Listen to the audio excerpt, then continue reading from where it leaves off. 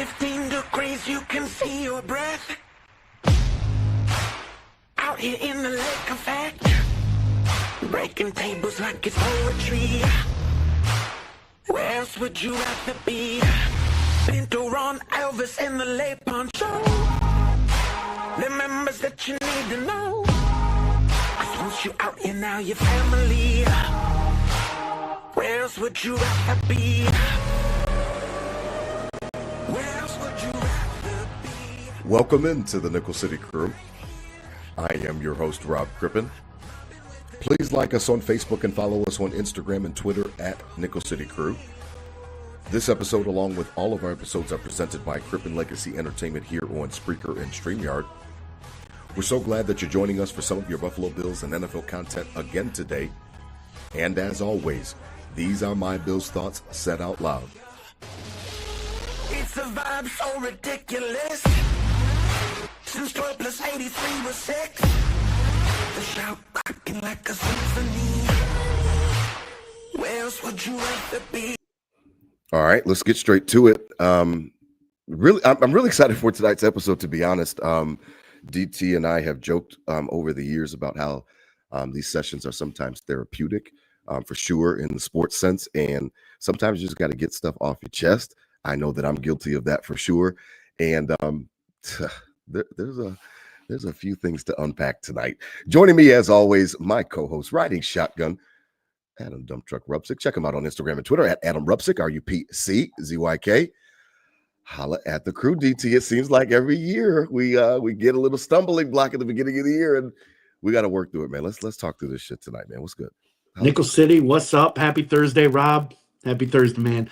1 week till we kick off. What are we calling it? Nickel City Crew Charlotte Extravaganza? Something, man. A takeover. We're gonna have to come. We'll come with a good day. We'll get a hashtag going. We'll get a hashtag going on the socials. But happy to be here, another Thursday night crew. Listen, we're in the middle of it.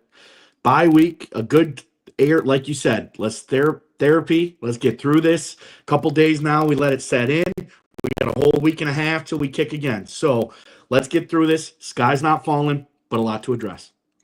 Yeah, a lot to address. It's interesting. I need some help. So, joining us tonight. Welcome back. I mean, listen, host of the Mob Files. If you do not check out the Mob Files, you need to check out the Mob Files.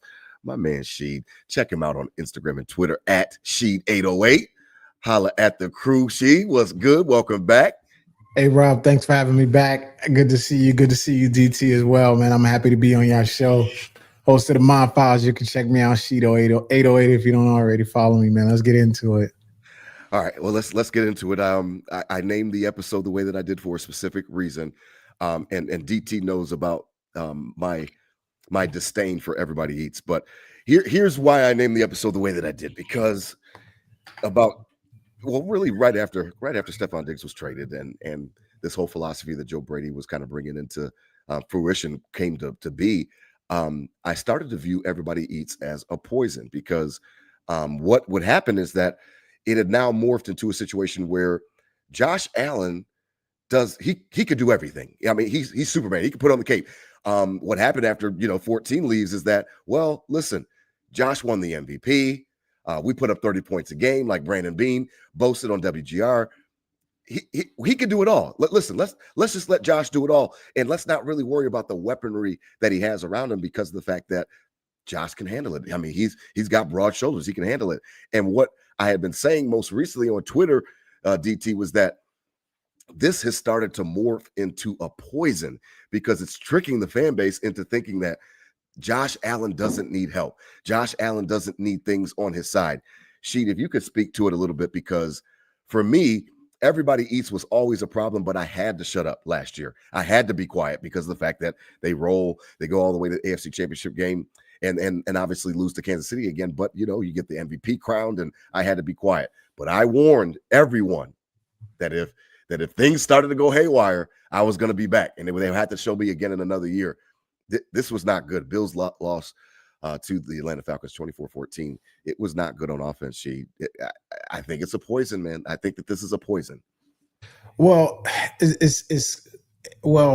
what you have to thank for it is the Patrick Mahomes experiment, right? Well, Patrick Mahomes, it was a season where he didn't have too many weapons and he still was able to get Kansas City to the Super Bowl, right? And so GMs across the league said, hey, if I got a superstar quarterback, then maybe I can go on it cheap in terms of offensive weapons, and maybe we can duplicate the success of the Kansas City Chiefs and Patrick Mahomes. But what you're finding out is that the number one receiver, especially when you don't have a Patrick Mahomes, right? And not saying Josh Allen isn't a great quarterback. He's one of the very best in the league. But what you're finding out is very hard to replicate that kind of success when you don't have a number one receiver. As you've seen when Stephon Diggs came in here a few weeks ago, man, it would have been good to have a guy like that, right? And if you don't have a guy like that, you need something similar, right?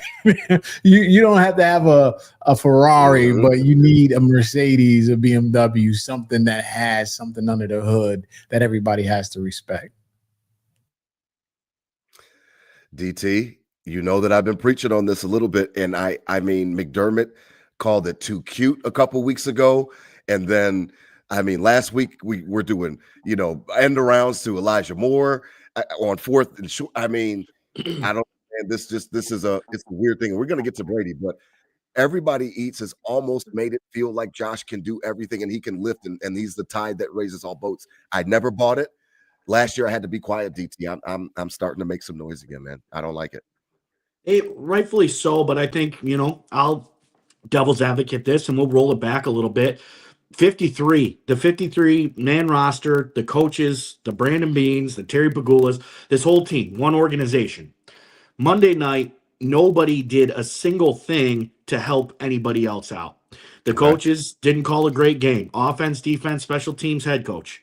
Offensively, offensive line got beat up in the trenches a little bit. Josh was getting touched, as we'll get to later. Josh Allen didn't make great throws, didn't have the resilience sometimes we usually see. We kind of got that pissed off Josh, taking his helmet off, talking shit to people on the sideline. They just kept going to him, looking completely distraught. Wide receivers, I guess from getting open. I don't know. I got to get on that all 22 to see, but that first read just was never there. So that's offensively, nobody helping anybody. Defensively, same deal. Trenches, getting ran on. Bijan Robinson, all the way, all day. Same with the linebackers, same with the defensive backs. No tackles, no pressures, nothing to help anybody else. So, yes, some of those problems on Monday might have resulted from the everybody eats and there's a philosophy issue, but you got to look at that as a team loss. This was the flip-flop of that Baltimore Ravens game last year. In week 4, that was the first game of the 2-game skid. They came back in the second game, didn't play great against the Texans, but lost by a field goal last second. Got punched in the mouth straight up by the Ravens. This was the flip. Last week, committed 3 turnovers, 11 penalties against the Patriots, had the lead in the fourth quarter, lost one, tough divisional game. Monday, you got punched in the mouth in every aspect. You got your ass kicked. Every piece of the ball. Nobody helped anybody. Yes, everybody eats might have been one of the issues that didn't help Josh get somebody open or whatnot, but you got to look at that as an overall team loss. And it is early in the season. I think it's a couple more weeks. I mean, you obviously don't want to sacrifice, lose 2 more games, and then after 2 weeks, Rob, we're sitting here talking about after the Chiefs game, man, we're 4-4. Everybody eats it's a problem. It's a poison. So I get that. It's okay to address it now, but it might be a little early leaning on that Monday night was a complete team loss. It wasn't everybody eats. It was literally everybody involved from top to bottom of that organization. We got punched in the mouth and beat fair and square on Monday and didn't have it in us. So everybody eats might be an issue, but I don't think I'm talking about that yet as the end all be all, because Monday you got beat bad. And that's bigger concerning than everybody eats to me. What is Joe Brady's issue? I heard on the radio driving home today. I heard this today that maybe they're playing the Chiefs possum game where they're not trying to show things and things like that. And okay, that sounds a little bit like bullshit, but okay, no problem. What is Joe Brady trying to accomplish? Because I got a real issue with this offensive coordinator. The scheme for the power run was working. I mean, James Cook was gashing them. Now, he wasn't breaking out for huge games, but he was gashing them. He goes away from the run game. James Cook is non-existent when the second half comes around, especially in the fourth quarter when you need find a way to get that touchdown to tie the game or take the lead. What is Joe Brady? What's his deal, man? What's his deal? Yeah, I think the reality of the situation is what you're watching is inexperience, right? When you're looking at the defensive side, coaching matters and coaching experience matters, right? We saw Mhm. Joe Brady and the Bills offense average 30 points per game last year, and they went into the season averaging 30 points per game, and everybody became a believer of Joe Brady. But when you take a look back and you start to think about the actual reality of the situation, is that you have on both sides of the ball inexperience. You have an inexperienced defensive coordinator. You have an inexperienced offensive coordinator, and it's showing. The end around or the jet sweep on 4th and 1 is a prime example of inexperience when you talk. And so this is what you get when you discount somebody's resume and you promote them to a position within your organization that they're not necessarily They're qualified not ready for. for it. You're going to get inexperience results. I, okay, DT. James Cook is the most explosive player outside of Josh Allen on the offense. And I don't understand why you don't want to manufacture and make sure that he's getting the ball. Now, I've been told all week that because he can't block, that's why they've got Ty Johnson out there. I am starting to feel like, man, prove it. Prove it.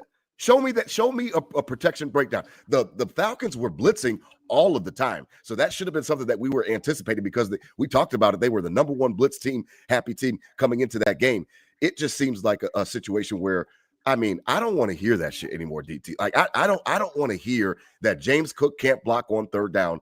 So we just eliminate him out the game plan. He could catch the ball out the backfield. He may not be the most physically stout. He's not, stocky like that, but like, show me, you know what I mean? Show me some whiffs on some blitz pickups. Show me, have him out there. Let me blame him then if he's not out there doing his job. I just don't like this thing where we're just giving out this excuse of like, you know what, he can't, so we're not even going to try. He can't do it, so we're not even going to see if we can do it, or if he's gotten better, or if he's working to get better. I think that the second most explosive player on your offense needs to have touches when you're struggling to score points. They came out second half, score right off the bat, and then everything goes non-existent. I think it was like 3 straight 3 and outs or some crazy shit like that. I do not like it. I want to see him on the field. I don't like it. Pretty weird, right? I mean, last year, the dude gets a second contract for playing 47% of the snaps on the offense and scored the most points in team history, right? Gets a contract off of that, comes in the first couple of games of the season, he's playing 70, 80% of snaps in some games. So it's like, oh, okay, he got the bag, we're going to play him more, he's going to be in there. And then, yeah, weird. The last 2 games in the Patriots game and in this game, Patriots game was, I mean, we were throwing a little more, but still, like, you got to have him in more. Played that first possession there in the second half, gashing him for 8 yards of carry, and then we barely see him in the fourth quarter because we had to pass. Well, they're blitzing all night. Ty Johnson, if he's I mean, he didn't play a great game either. He didn't help Josh Allen in that pocket either. So obviously, he's a better pass blocker than James Cook because it wouldn't be a thing if that wasn't the case. Right. But if Ty Johnson's doing stuff like that, and we could have that weapon of James Cook, Josh, get out of there quicker, roll out, and find 4 coming across on a wheel route or something like that where he doesn't have to, it's not screen-like, it's just more, get him out in the open space like he's taking the handoff. So, little weird. Last year, got the contract without playing a lot of snaps, then comes in, plays a ton of snaps to start the year, and then it felt like the only thing that was working we get away from. So weird on that. But on the Brady thing, this is not just like a couple weeks. This is, you remember last year when it kind of started off, and it was like those screenplays. He just kept going back to that. And like every game, it was like 1 or 2, and it just became familiar and relevant. Like, oh, stop. Like, we're getting too cute. Right? He's doing the screenplay stuff. It never works. Yada, yada. We get into the AFC Championship game last year. We ran the whatever the hell that was on 4th and 1 100 times and didn't get it and was frantic and was all over the place. So, like, was that the call? Was that McDermott's call? Was that Brady's call? If that's Brady's call, like, oh, well, it didn't work. It's going to work now. It's going to work now. The screen pass didn't work. Now it's going to work now. Now this bullshit jet sweep is literally 4 weeks in a row. I was just going to say it's like 3 weeks in a row. Because to a guy who hasn't made a play all year. In the Saints game, Khalil Shakir, it's like 4th and 2 when he gets tackled like a 5-yard loss. Right. Then you fumble in the Dawson Knox, and then you put the ball on the ground in 18. And like in your notes, that didn't even get a jersey last week. So it's like, what are you doing? So Is it like he's getting not in like he's not stubborn, but he's just trying to get ahead of the curve. He's trying to get to red. It's gone black 10 times, so he's trying to get to red, right? Look, man. What's he trying to do? And I think he's getting maybe too cute in his own head, trying to beat the curve here. Like, all right, they know we're not running the jet sweep again because we fumbled 3 weeks in a row, fucking doing it. So they know we're not going to run it again. Oh, here it is. Oh, they fumbled again. Talk. I mean, you can. Yeah. I'm trying. DT got some great points, man. The reality of the situation is, when you think about it, man, it's an experience. It's coaching, not only my inexperience point, but the point is taking James Cook off the field and putting another player in. All of these different. Sometimes I look at the formation and I'm saying, why is Elijah Moore out there? Or why is Khalil Shakir off the field? Coaches nowadays think they're smarter than the game itself. Why don't you just keep your best damn players on the field for your best damn plays and run your best? Like Vince Lombardi used to have one run and we're going to run straight up the middle. Why not just keep doing what works versus all these different personnel formation, all these different personnel packages, and do what works? And I just think the inexperience is showing, and we can't give them more credit than they actually deserve and what they actually earned. They haven't earned our ability to respect their ability in their experience, right? Especially on the defensive side, but we ain't got there yet. But I just think it's inexperience when you talk about offensive play calling and Joe Brady, and it's showing. But if I make one more quick point to this, is I think Sean McDermott, like his coaches, subservient, right? Yes. He ran.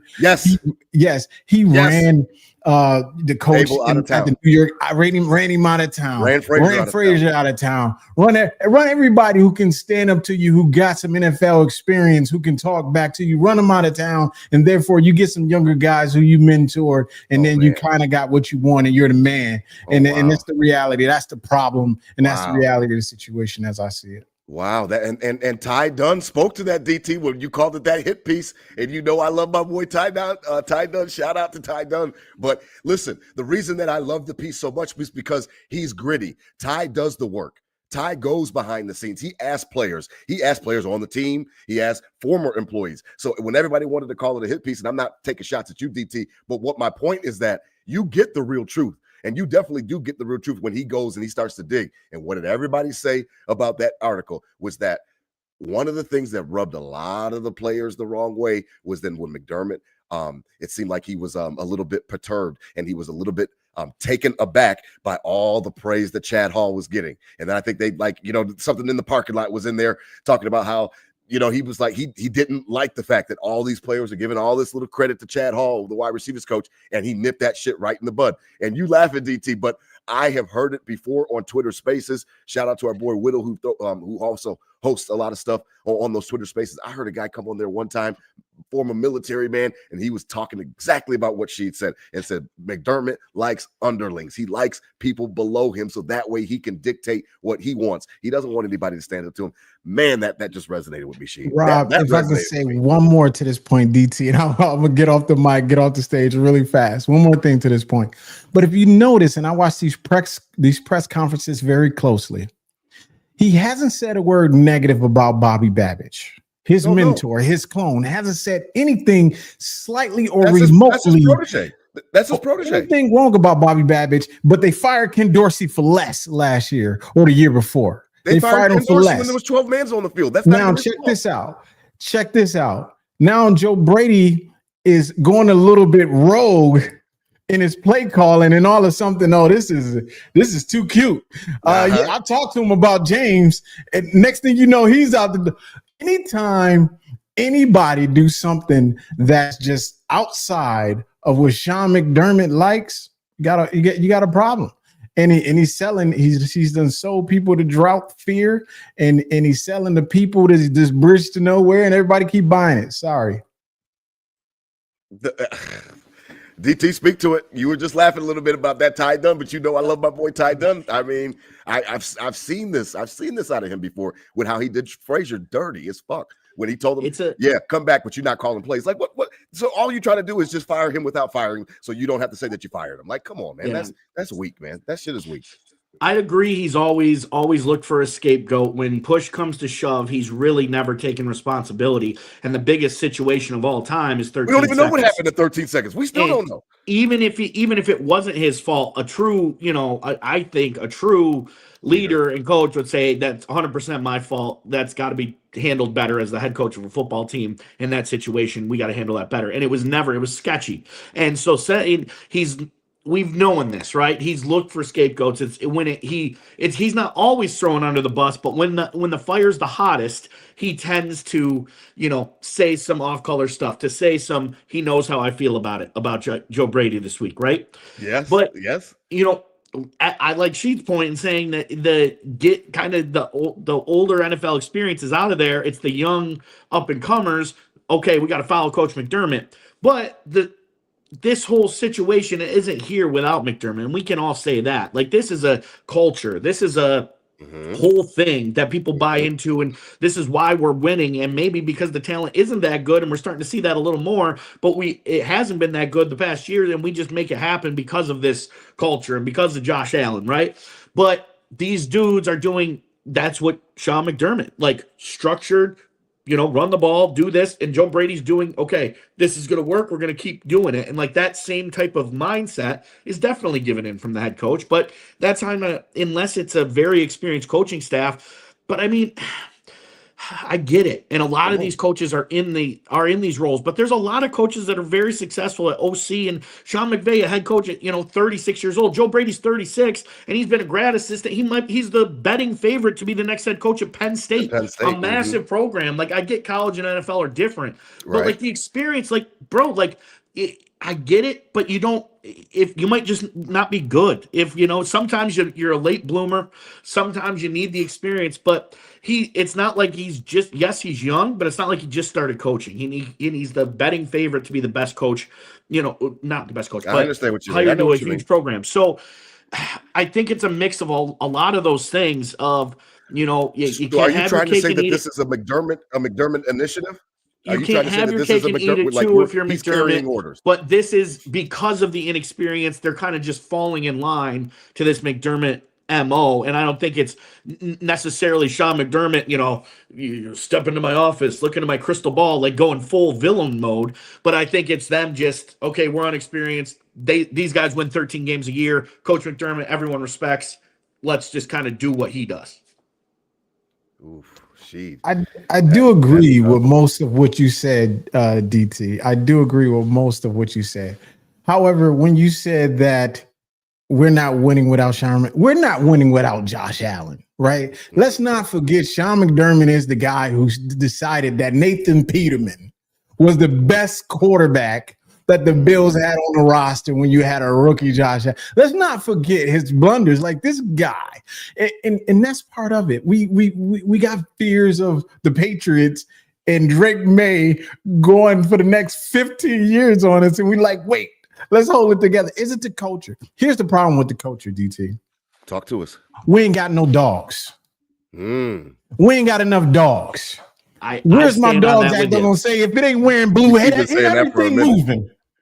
Hit everything moving. What we got is a bunch of choir boys who go down to Atlanta and pay their tithes and offering and we need the usher to close the door. They closing the doors. Yeah. Nobody leave. We ain't got no dogs. We ain't got nobody stealing out of the concession stand or whatever it's called nowadays. Offering plate. Yeah. Offering plate. I mean, listen, man. Okay. I want to. I stand on that. Go ahead. I know. I mean, DT is right about that because he has been on that same MO for a while about getting some dogs in there, and we're trying to pull it out of Josh. And we talked about a couple weeks ago where I just don't think that's Josh's nature. And you saw some of the bad body language from Josh on Monday night that kind of really speaks to that. Now, before we transition, real quick. All right, we'll do it this way.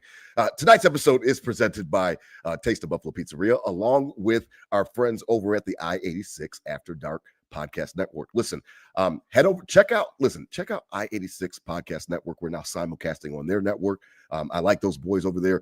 Some good friends of mine in respect to my boy Tom Wujek and Bobby Hansen. Listen, their network is cool. They've got a lot of Sabres content for you. They got stuff that I never even, wrestling content. They got a lot of cool stuff over there. Please check out I-86 After Dark. And then again, Taste of Buffalo Pizzeria down here in Charlotte, where I am, where DT will be in a few weeks. Listen, if you're missing that Western New York good food, the pizza, the subs, all that type of stuff, the wings, I'm trying to tell you, hit my girl Jen Battaglia up and her crew over at Taste of Buffalo Pizzeria right here in Huntersville. You will not be upset that you did. It'll make you feel like you're back in Western New York.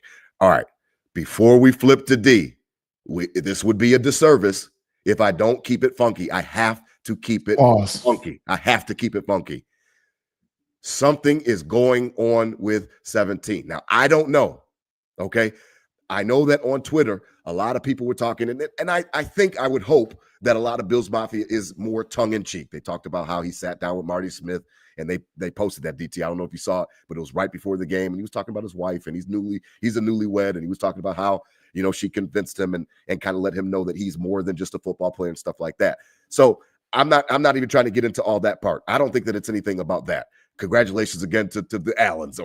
He's allowed to get married. He is more than a football player. He won't play football forever. I'm not talking about that. Something is off with Josh Allen. I listened to Joe Marino, who I trust. He watches those all 22 films. He said Josh's eyes were in the wrong places many times, DT, on Monday night. Many times. That one blitz where he gets picked up by 3 Falcons and driven back, they talked about how the fact that Khalil Shakir, and they see it on all 22, he is wide open as soon as they come on that jailbreak. Something is off with 17. I don't know what it is. I have never remembered the last time anybody wanted to say, let's go ahead on and blitz this dude, because they would get toasted, DT. Sheed, they would get annihilated if they wanted to try to blitz 17 like this. Nobody is scared of us. I understand the outside weapons are a major issue. Nobody is scared of us, and they are blitzing our quarterback. I don't want him getting hit like that. He was getting hit all day long Monday night, all night long, DT. Too many hands. You're right. That's a good point, because blitz Josh Allen, please blitz him, right? Like, that's what we've been saying. Like, that we would love it. We'd love it. You're back to the defense. He have a field day.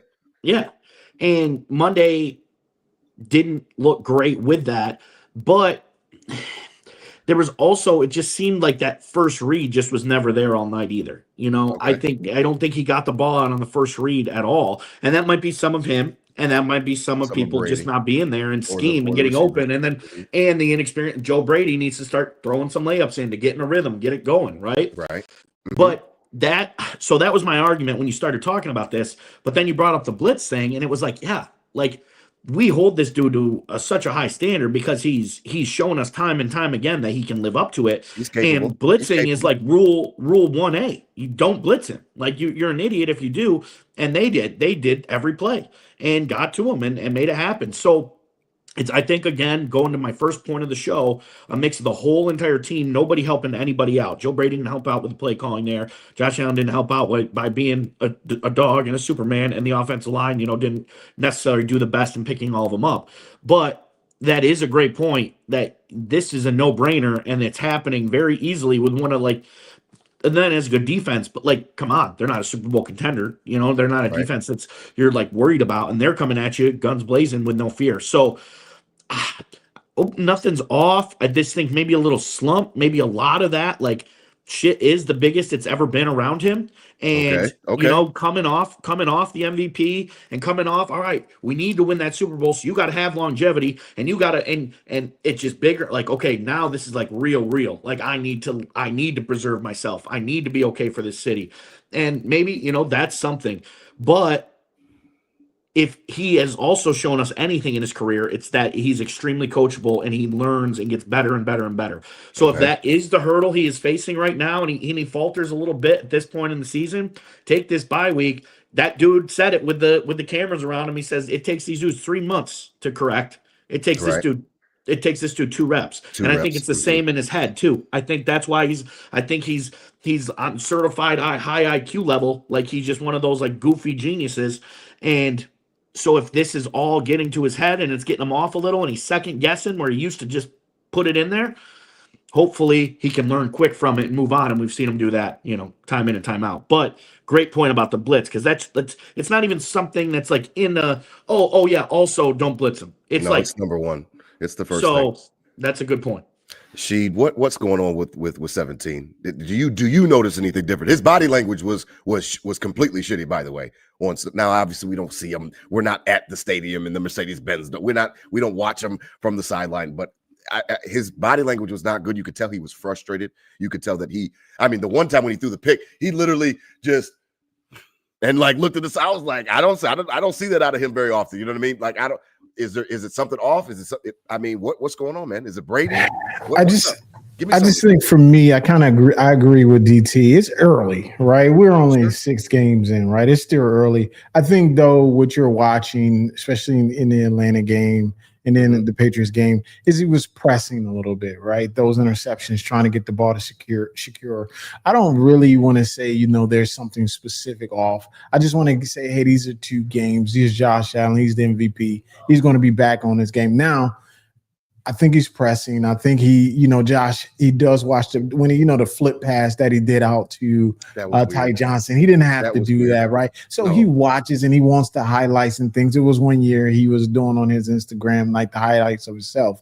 So really, Josh just need to focus, man. I want Josh Allen to be so much a Tom Brady, it kills me on the inside. I think it's his focus. He got to have that singular focus. I think he's pressing a little bit right now, but it's early, so I really can't say anything's off at the moment. Okay, all right. As we begin to transition, we'll go to the other side of the football. Well, things did not get much better on there. Now, it was a tale of 2 halves. We'll give credit where it's due. We bashed McDermott, so we got to at least give a little bit of credit. If things cleared up in the second half, that first half, over 350 yards of offense to the Atlanta Falcons. Now, a lot of people say, well, we should have known this matchup was bad with Bijan. We should have known this matchup was going to be bad. I saw the secondary just giving space to Drake London. I didn't even know Drake London played in the slot until I watched that game. I guess I could have known, but I was like, this dude play in the slot? I thought he was like a Mike Evans on the outside. He was getting everything he wanted, DT. Everything was easy. I didn't count. Excuse me. I take that back. Joe Marino and those guys talked about 19 missed tackles by the defense. 7 by the safeties alone on Monday night. That is not going to get it done. DT, what did you see in that first half? Because for me, I know you called me at halftime. It was tough to watch. I couldn't even believe what I was seeing because Atlanta, I had never seen them look like that with Michael Penix, a young quarterback. They looked unstoppable. And it wasn't for a foot, we would have been down 28-7, and that shit would have been over at halftime. Yeah, facts. And you tale of 2 halves, but I think the Falcons completely took their foot off the gas in the second half. Absolutely. And if they wanted to gash us, they might have, in the second half. So that's true. Unacceptable. You go back again with penalties, even though the one Trey White PI was BS, but still 2 offsides on the first play with a fumble. Two third down pass interference. Like you said, 19 missed tackles, 7 by the safeties. I told you when I called you at the first half, every slow motion replay, so every first down play basically the Falcons had, it's just 24. Either on the ground missing a tackle or not anywhere near, in position where he should be, on his heels, chasing. Talk about 9, 24 and 9, yes. But in that, it was specifically Cole Bishop in every one of those highlights that I was like, man, what? We're not laying licks. We're not getting anything. We weren't getting the pressure we needed. Granted, DeQuan Jones goes out in warm-ups. Come on. And, we're 4 dudes deep on the defensive tackle side. We got backups in, but whatever. We got to be more disciplined. We got to have that effort. You talk about with Nate. We talked about with Nate at his game. Yes, we might be down and out, and we might not have the personnel that it's going to look like in the playoffs, but we got to have effort. We got out here and floated the ball and lay licks on a team a quarterback that we could make quick. And my biggest thing with the defense is the 2 playmakers on this Atlanta Falcons team, 2 guys, Drake London and Bijan Robinson. Mm-hmm. It's not easy to just say shut them down, but throw other resources in there and literally invite you to be with somebody else. That's what I think the game plan from a very inexperienced Madden defensive coordinator myself would be. Take away their playmakers and let somebody else beat you on an inferior team, right? Mm-hmm. And instead, these dudes have 250 yards apiece, and so what was the game plan then? If it wasn't to take them out, what was the game plan defensively? It wasn't to miss 19 tackles. It wasn't to commit all those penalties. So what was the game plan if it wasn't to take out 5 and 7? Because if that was the game plan, then we got even more problems. Because that's a complete failure. But that's my issue here. What was the game plan defensively? Because none of it made sense. What did you see, man? What did you see, man? Because that first half was weird as hell, man. Yeah, well, one thing I like about watching Louis Riddick and Dan Orlovsky is that they're very intelligent former football players, and I excuse me with the baby in the back and everything. You good, man? I love them both. I love them both. Yeah, and so Louis Riddick and Dan Orlovsky was telling you, hey, the Bills got to come out of this zone defense. They was telling you that in the first half, in the first quarter. And I've been telling people we playing too much damn nickel. Anytime you see Johnson on the field, the Bills are in a nickel. That's right. It's Sean McDermott believes that he could run a nickel against anybody. And I said this on my Twitter, is that arrogance. I see arrogance when you try to believe you can do something absent of the talent that having the ability to do it, meaning that you don't have the talent. And they were saying it all through, hey, this isn't Micah Hyde. These players are just running back into their specific zone area, and they're not making plays. The reality of the situation is the Bills have a terrible defense. I was looking at the stats earlier. We're in the bottom third in the league in most stats that really matter. You got your Cole Bishop is terrible. Let's just be honest. Taylor Rapp is terrible. Let's be honest. And then you got Tre'Davious White. He's playing terrible. Let's be honest. And Christian Benford isn't playing good and hasn't been playing good. The only bright spot on this defense right now, maybe there's three.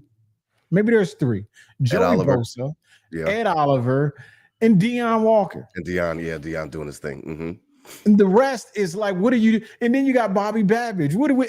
And then you say, Rob, you came out, you said the second half was better. You're right, it was. But oftentimes when we're watching these Bills games, the second half is better. When you're going to realize that you got to do in the first half what you want to do in the second half, so you don't have to get better and make adjustments. This is game planning. Mm-hmm. This is coaching. This is experience. It's a failure of it.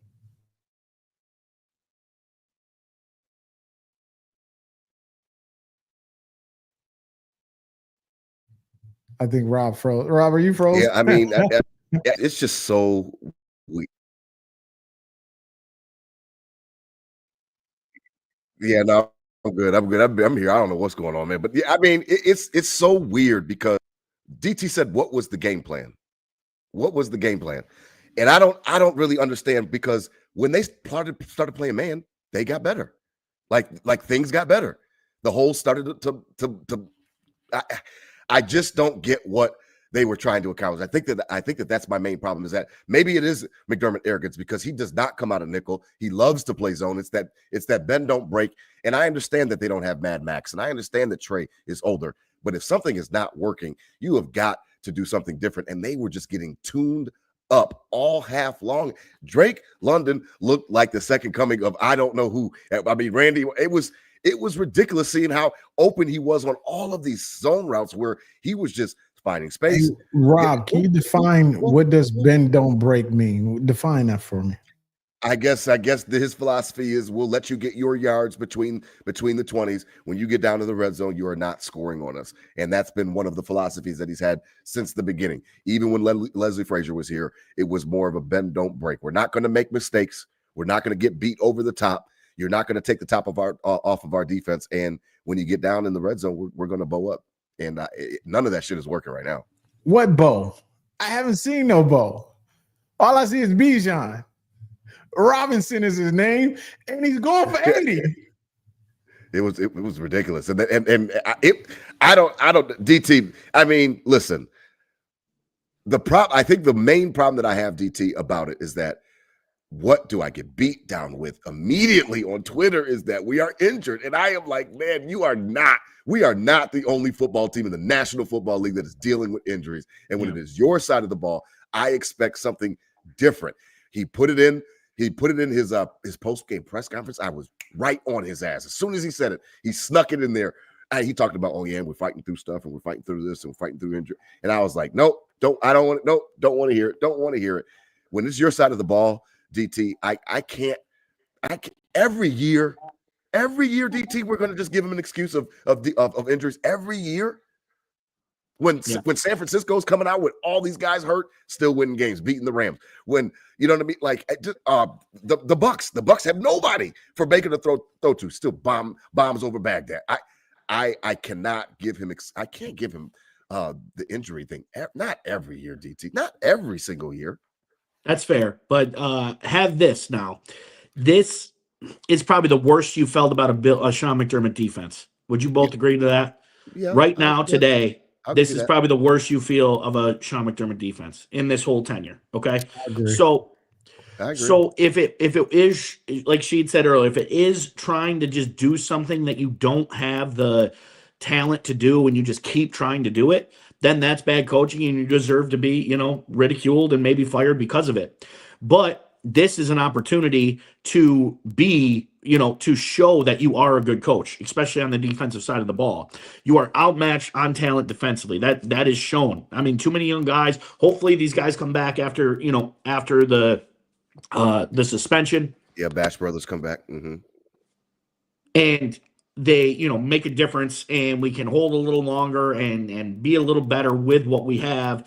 Maxwell Harrison comes back or Trey White gets better or Benford's finally hits his groove, whatever the case is, get in a groove and be good to what we have. But if that talent consistently keeps getting beat, if we go in the, Carolina Panthers put up some yards and points on us and we're like, man, this defense is actually big time in trouble, then it's up to the coach and Sean McDermott and Bobby Babich and see how good you are.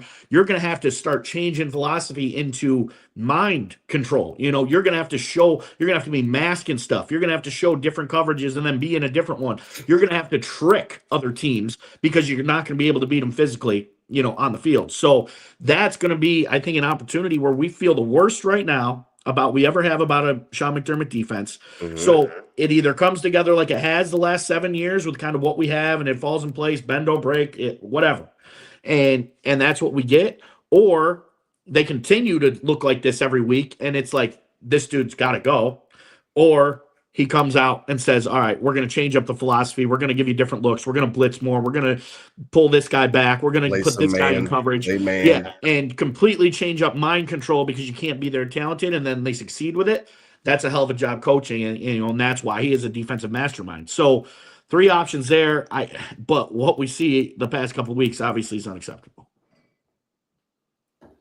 A lot of comments, DT. A lot of comments. I would just say I can't call him a guru. I can't call him a mastermind, right? It's like Elon Musk is the artificial intelligence autonomous vehicle mastermind because he has Tesla and they're out there and is autonomously running by itself. But if you got a defense and you call it a mastermind and you're the bottom third of the league, you're a mastermind of nothing. He's lying to us.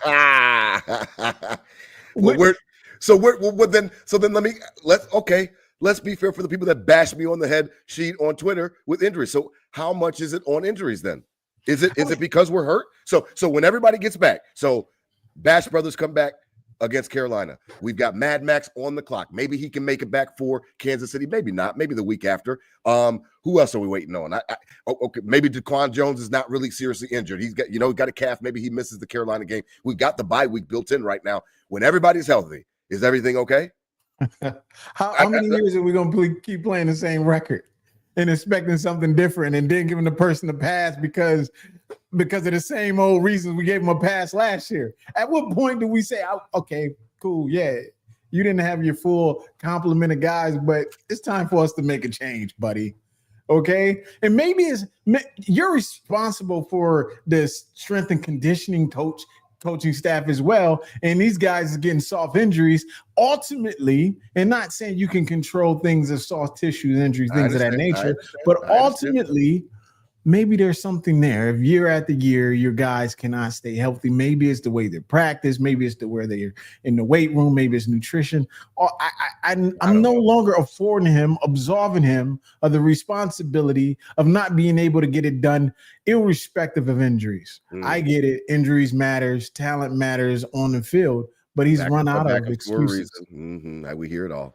We hear it all, DT. I mean, as we begin to wrap up tonight's sheet, I enjoy you so much just because you'll keep it funky. I always say I'm gonna keep it funky here, Nickel City Crew. I'm gonna tell y'all the truth, and I always do appreciate it. So if you have to bow out, whenever you have to do bow out, excuse me, feel free to please again plug your stuff. Tell them where to find you, how often they can find you, all that good stuff, because we really do appreciate your time tonight. Before we get to the Nickel City Crew tailgate report. Yeah, it's Sheet 808. I do my files on Wednesday. I do a post game right after the game. You can find me there. I'm trying to be more consistent. I love being on with Rob Crippen and DT. I appreciate your time. You guys keep it funky. Yes, your thoughts out loud, baby, and tell them the truth. Keep telling them the truth. I'll see y'all later. Thanks for your time. Man, I appreciate you, She, man. It was good to have you on as well, man. Listen, DT. Now, wait, She, before you go, do it. So is this just a blip? Every year, I heard on WGR, well, the Bills have lost 2 straight games dating back all the way to 1991, which predates McDermott, and this is just what happens. Okay, I will give space for that. Is the schedule just so damn easy that everything is fine? Like it's just all going to be fine? It depends on what the outcome is that satisfies you. If the outcome is losing to Kansas City or someone else in the playoffs, then everything will be just fine. But if the outcome that you're looking for is winning the Super Bowl, then everything isn't just fine. Defense wins championship. That cliche has been true for years, and it will remain the same. Josh Allen, the Superman, and the Bills' schedule is such that they're going to win the AFC East. Hopefully, without a challenge to New England, they're going to make the playoffs. But are they Super Bowl contenders? Is this defense? Do you see 24-9 making the proper stops in the playoffs? The answer is no. So we just got to keep it real. God damn. All right, Sheep. I love you, man. DT. Before we get to the report, I'll pose the same question to my co-host, Mr. DT, Mr. Dump Truck. Is this all all going to be good? Is all going to be good? I think we're right to criticize, but I have to be glass half full here at 4-2. Almost tied for the AFC East. A schedule that's very winnable going forward. The MVP at quarterback. A team that defensively we've kind of bitched about a lot of the same things for years, but they always kind of figure it out enough to get us in that double-digit win total. So glass half full. I got to say it's a blip. Let's get out after the bye week and lay the beat down with you and I and Witness next Sunday and get right back on track. So that's where I am. Glass half full. We got the MVP. Come hang out with us. All right, I got you. I'm with you, man. I reserve the right to change my mind. I think that if 2 weeks ago I thought that they could win the Super Bowl, I still do think that. However, I do think that there are some flaws with Joe Brady. I feel like or as you alluded to earlier, maybe it's all McDermott. There are some flaws with the offensive philosophy. That's why I named the episode the way that I did. There are some flaws with the defensive philosophy. It's on McDermott to get that right because that's his baby. That's his side of the ball. So I reserve my right to change my mind. But if I thought at 4-0 they could win it, I still think we can win it. I'm not even greedy. I just want this. Can I just wake up on Sunday morning and it's Super Bowl Sunday and my team is in it? That's all I want right now. And I'll let the chips fall from there. Excuse me. Now, as we begin to wrap up tonight, the Nickel City Crew Tailgate Report is sponsored by Queen City Vintage. Please check out Queen City Vintage.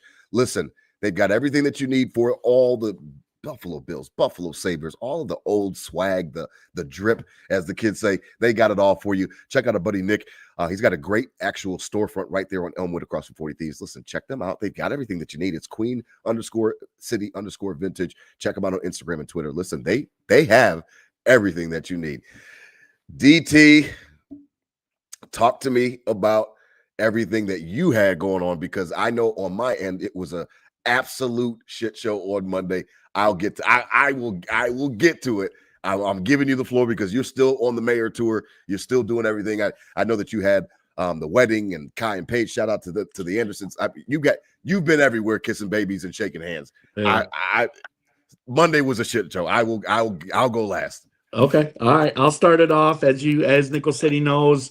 Queen City Vintage Tailgate Report. Here we go. Last Thursday, we were live. I did the pod from where were we? Bedford, Virginia, out in the mountains of Virginia, before our friend's wedding down there. another good fall weather weekend. Beautiful scenic wedding that weekend. Real cool thing. I was with the newlyweds. I was with them for 11 straight days. Their honeymoon with me rolling with them. We hit up. You ever been to a Buc-ee's, Rob? You ever hear Buc-ee's? I have heard of Buc-ee's. My Nickel son, City crew, my kings, my Buc-ee's. 2 oldest kings have been there before on the road. Yep, I've heard Buc-ee's, of it. man, it is a paradise of gas station and rest stop and everything put together. It's one of the best experiences I've ever seen with a situation like that. With a gas Right up station. my alley. Loved every second of it. It was a great time in there. Would recommend it to the whole Nickel City crew. Get to a Buc-ee's near you.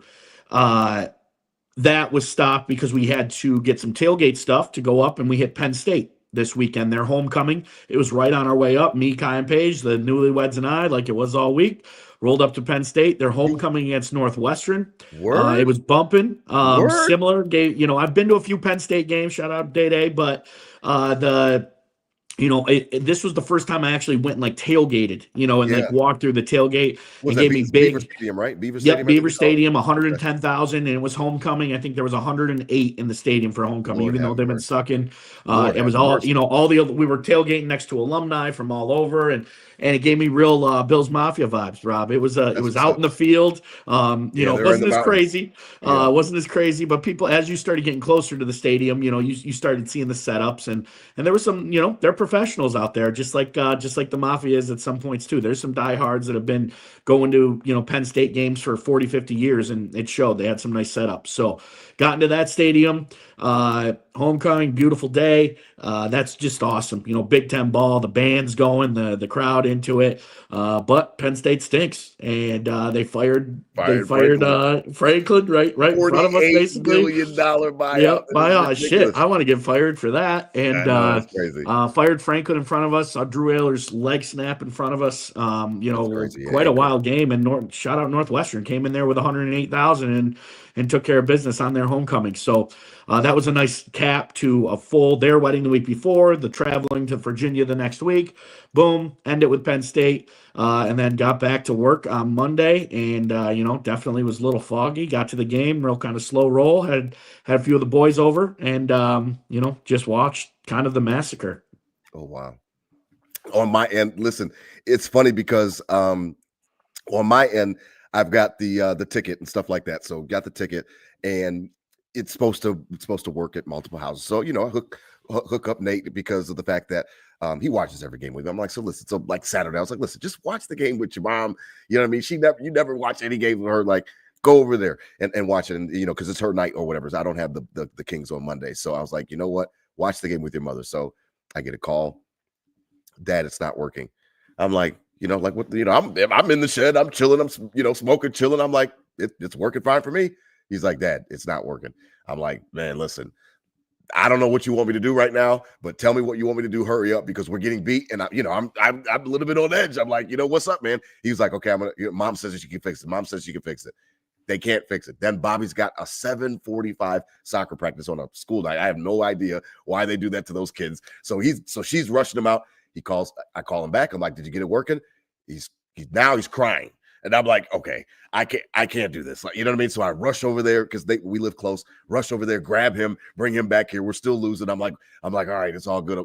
I get a call. Rebecca, I'm like, what? I'm like, he was crying. What do you want me to do? He was crying. She's like, you came and got him. You didn't even tell me what's going on. I'm like, the TV's not working. What do you want? I mean, he's crying. You know what I mean? So we're arguing. I mean, it was just a shit show. We're arguing. The Bills are getting their ass whooping still the first half or whatever. So I'm like, well, listen, I'll bring them back over at half. She's like, I had dinner planned and this. I was like, no problem. I'll bring him back over, get the TV working. I'm like, stream it in the meantime. So I give her the stream, the backdoor channels you can stream. I'm like, get the stream working. I'm like, I'll bring him back at halftime. Halftime comes. I'm getting ready to take him over there. I got the stream hooked up. It's all good. Get another call, third quarter, right after we score. And I'm like, what's up? It's not working. Stream went down. And I'm like, yo, man, if y'all don't bring y'all asses over here right now to watch this game and stop calling me and stop bothering me, I'm about to blow up. Because I thought that we were getting ready to make our comeback. I'm like, it's working. Like, let's go. So needless to say, they did come over. They couldn't get the stream working again. I don't know what was going on with the ticket over there with multiple households, but that was my Monday night. I was arguing with my ex-wife for the first half, a kid crying right before halftime, and then I had to go grab Nate because I'm like, well, he's a Bills fan like his father, like he wants to see the game. And it killed me and crushed me that he was crying. I was like, I'm on my way, no problem. And when I tell you I got bitched out for that one, because she was taking Bobby to practice, to soccer practice. She comes back, he's gone. I'm like, I don't know what to tell you, man. He was crying, man. I'm not gonna just let my baby cry over the Bills. Like I'm coming to get him. You know what I mean? So, so yes, they eventually came over. Bobby was done with practice. He got dropped off, and they all came over because it wasn't working at her house for the stream and for the ticket, and they finished up here. And I was washing dishes at the end of the night.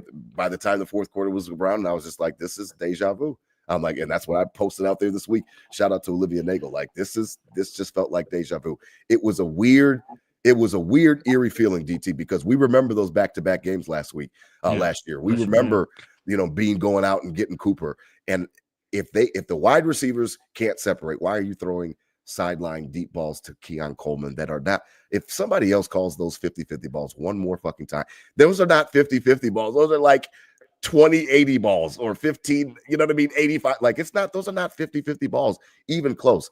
I got to see something different, DT. I got to see something different, man.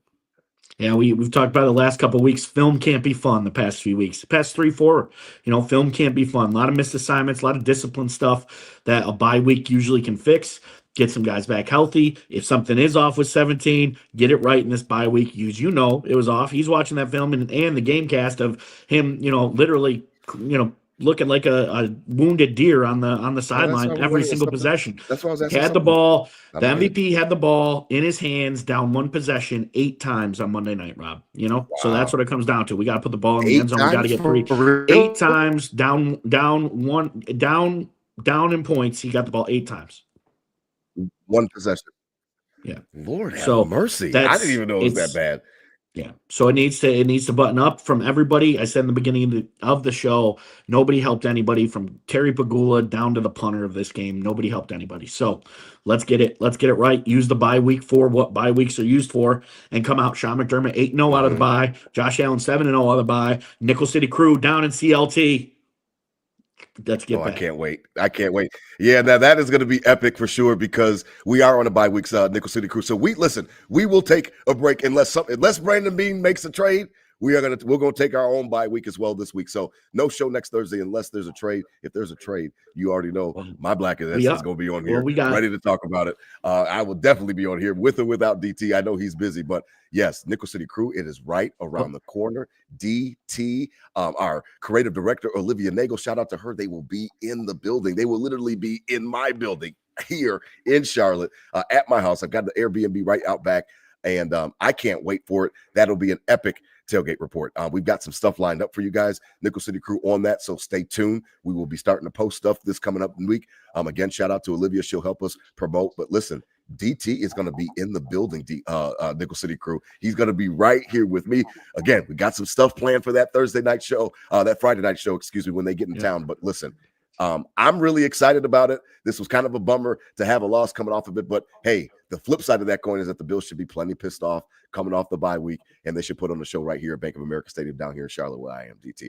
I am genuinely really, really excited to see you, man. I really am. 1 week. I can't wait. We've been playing this as soon as the schedule came out.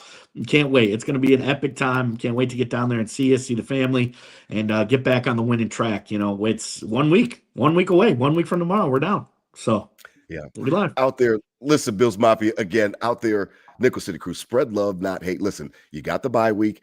Get the stuff done, get the lawn done, break the leaves, do whatever the girlfriend is telling you to do everything, get it out the way, because when we come back facing the Carolina Panthers, it's go time. It's locked in for the rest of the year, a game every single week, and hopefully the postseason follows it. Listen, out there, spread love, not hate. These were my Bills thoughts said out loud. But hit them with a go Bills, even on a bye week, DT. Hit them with a go Bills.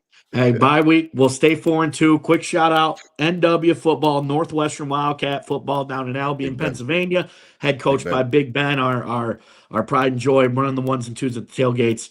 Good luck the rest of your season. So, yeah, use the bye week. Get right. I'm taking a bye week. I've been telling everyone, taking a bye week on myself. Laying low. I've had a wild 2 weeks, so it's just going to be a nice, quiet, slow roll weekend.